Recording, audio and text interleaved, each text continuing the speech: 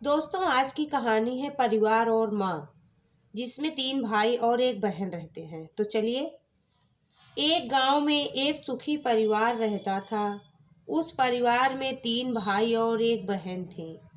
उनके माँ बाप उन चारों से बेहद प्यार करते थे, मगर बीच वाले बेटे से थोड़ा परेशान थे, क्योंकि बड़ा बेटा पढ़ लिख कर डॉक्टर बन गया और छोटा बेटा भी पढ़ लिख कर इंजीनियर बन गया था। मगर उनका बीच वाला बेटा बिल्कुल गंवार और आवारा ही बनकर रह गया।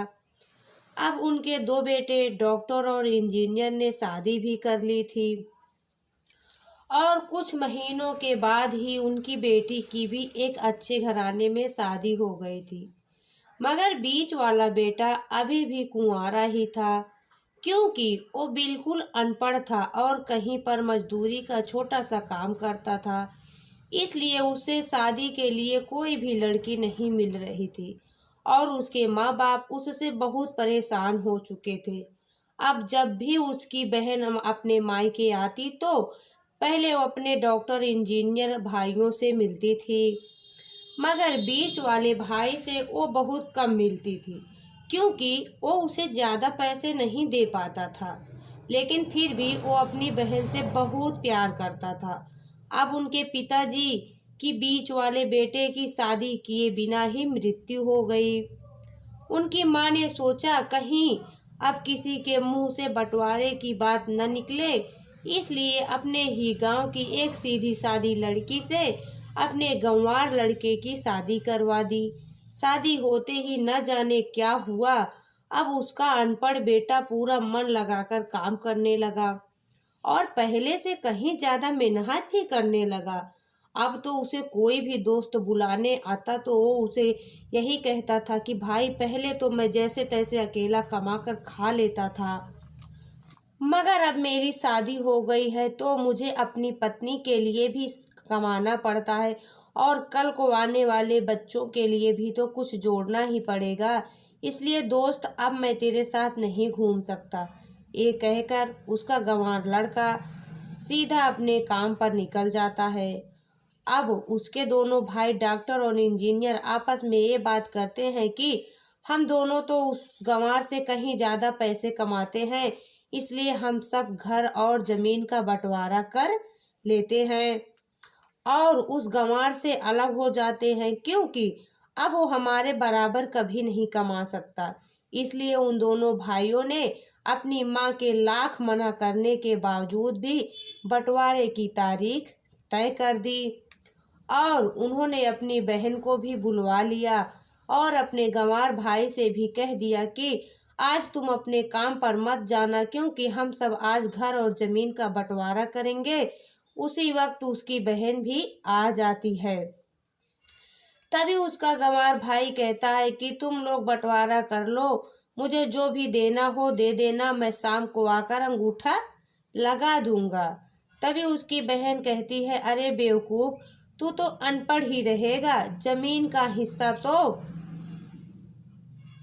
आमने सामने बैठकर ही होता है। तभी उसके दोनों भाई भी बीच वाले गंवार भाई को उल्टा सीधा कहते हैं। तब उसकी माँ भी उसे कहती है कि बेटा, आज तू काम पर मत जा, बंटवारा तेरे सामने ही होगा तो अच्छा रहेगा। उसी वक्त वकील भी आ जाता है। तभी वकील कहता है कि आपका सारा हिस्सा मिलाकर 10 बीघा जमीन और आपका घर है।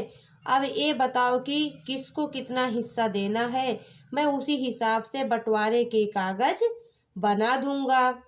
उसी वक्त उसका गंवार भाई कहता है कि वकील साहब, 5-5 बीघा मेरे दोनों भाइयों के नाम लिख दो और ये जो हमारा मकान है ये मेरी प्यारी बहन के नाम कर दो।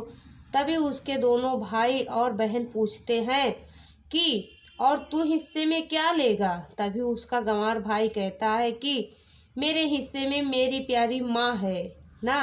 और तभी वो अपनी पत्नी की तरफ मुस्कुराते हुए कहता है कि क्यों मेरी प्यारी पत्नी, क्या मैंने गलत कहा। उस गंवार की पत्नी अपनी सास से लिपट कर कहती है कि माँ से बड़ी वसीयत क्या होगी मेरे लिए।